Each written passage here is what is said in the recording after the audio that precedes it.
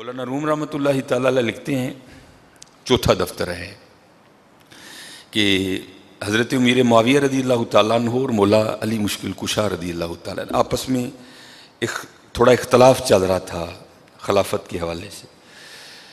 تو امام حسن رضی اللہ تعالیٰ عنہ گزر رہے تھے تو راستے میں یہ مجنوں بیٹھا تھا، کیونکہ یہ مجنوں پہلے مجنوں نہیں تھا، یہ اس کے بعد مجنوں بنا. اس سے پہلے اس کا نام قیس تھا اور یہ عرب کا ایک بڑا مشہور قبیلہ ہے، یہ اس سے تعلق رکھتا تھا، شہزادہ تھا اس کا. یہ بس حضرت عشق نے ڈس لیا، پھر حال و بحال کیا. تو لکھا ہے کہ امام صاحب نہ گزر رہے تھے، یہ بیٹھا تھا خود پہ ریت پھینک رہا تھا، کیونکہ عشق تے آتش دوہیں برابر اگے حضرت میری ساڑ چھڑ دا ککھ نہیں چھڑ دا. تو حضرت کا جب گزر ہوا تو آپ نے دیکھا کہ قیس بیٹھا ہے، تو آپ آ گئے اور آپ نے آ کر نا قیس سے پوچھا، قیس وہ تیرا کیا خیال ہے، خلیفہ کسے ہونا چاہیے، حضرت علی کو ہونا چاہیے کہ حضرت امیر معاویہ کو؟ ابھی مجنون نہیں بنا تھا، ابھی یہ قیس ہی تھا. تو عشق تھا نا حضرت، وہ حضور بلے شاہ کہتے ہیں نا، سیو نہیں مینو رانجا سدو ہیر نہ آکھو کوئی، رانجا رانجا کر دی میں آپ پہ رانجا ہوئی. اس کو کیا کچھ یاد رہا تھا، وہ خاموش رہا. امام نے پھر اپنا سوال دہرایا، آپ نے فرمایا قیس میں تجھ سے پوچھ رہا ہوں خلیفہ حضرت علی کو ہونا چاہیے یا حضرت امیر معاویہ کو؟ تو آگے سے قیس جواب کیا دیتا ہے، حضرت نہ تے خلیفہ حضرت علی نے ہونا چاہیے تھا نا حضرت امیر معاویہ نے. تو آپ نے فرمایا پھر تیرے خیال سے خلیفہ کسے ہونا چاہیے؟ تو کردہ حضور خلیفہ تو میری لیلا نے ہونا چاہیے تھا. وہاں پھر حضرت نے فرمایا تھا انت مجنون، تو دیوانہ ہو گیا، وہ عشق نے تیرا یہ حال کر دیا، نہ تجھے حضرت علی یاد نہ تجھے حضرت معاویہ یاد، رہ گئی تو صرف لیلا یاد رہ گئی. یہ سب سے پہلے امام حسن رضی اللہ تعالیٰ عنہ کی زبان سے نکلا تھا انت مجنون، تو دیوانہ ہے. ایسا مقبول ہوا کہ ایس کسی کو یاد ہی نہیں رہا، رہ گیا تو مجنون یاد رہ گیا. اب مولانا روم لکھتے ہیں، آپ فرماتے ہیں یار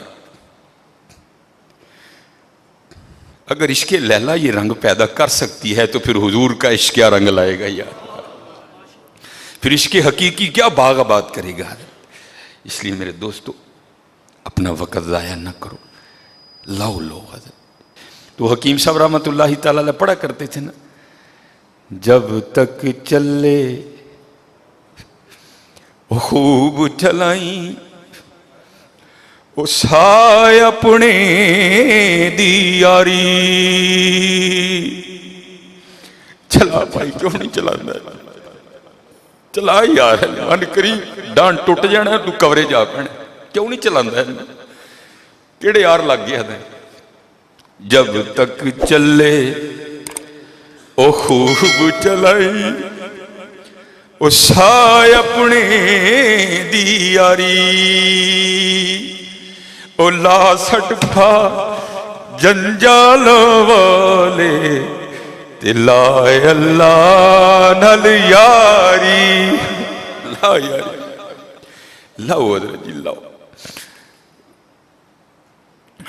بعد دی گل ہے لاؤ والے تے آ جائیے نا، لگنی نہ لگنی مقدراں دیاں کھیڈاں نے حضرت، کم از کم لا والے تے آئیے نا حضرت، لاؤ والے تے آئیے نا حضرت. اور یہ حضرت سلطان ابراہیم بن ادہم رحمۃ اللہ تعالیٰ، ہم تو حضرت بہت پیچھے رہ گئے ہیں. اب فرماتے میں نے نوکر خریدا، غلام خریدا، ذرا کام میں آسانی ہو جائے گی.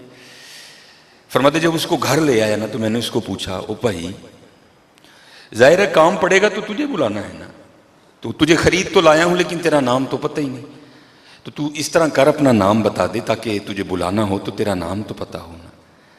وہ اگوں ہاتھ جوڑ کے کہندا حضور نوکران دے بھی کو نام ہوندے نے، وہ جڑے نا نہ بلاؤ گے میرا وہی نا ہے. آپ بڑے حیران ہوئے یار کمال غلام ہے بھائی.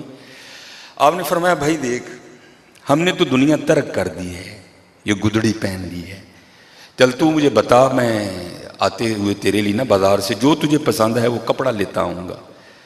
رو کے کہندا حضور وہ غلاماں دی بھی کوئی مرضی ہوندی، جو تسی پاؤ گے میں وہی پاواں گا. آپ بڑے حیران ہوئے. آپ نے پھر اس سے تیسرا سوال کیا، بھائی ایسی تے جون دی رکھی سکی روٹی کھانی تو دس تینوں کی پسند ہے میں لے آواں گا تے پکا لیں. کہندا ہے جناب جو میرے مالک دی مرضی میں وہی کھاواں گا. آپ سجدے میں گر گئے.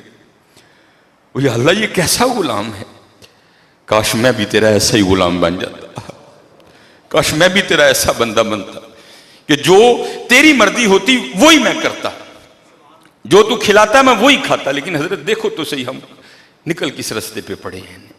اپنے اللہ نو راضی کرو, اپنے اللہ نو راضی کرو. بہت بار بار نہیں جو موقع ملنا. وہ میرے حکیم صاحب پڑھا کرتے ہیں اج ساہ بھی نے کھلے راہ بھی نے ٹوک نو کھڑے ٹکنے نہیں, ٹر پئیے تے منزلہ مک جاون گھر بیٹھیاں دے پینڈے مکنے نہیں. ٹرو حضرت جی ٹر پو مدینہ پاک کل انشاءاللہ پھر ویکھو حضرت جی رحمت ہوندی ہے کہ نہیں.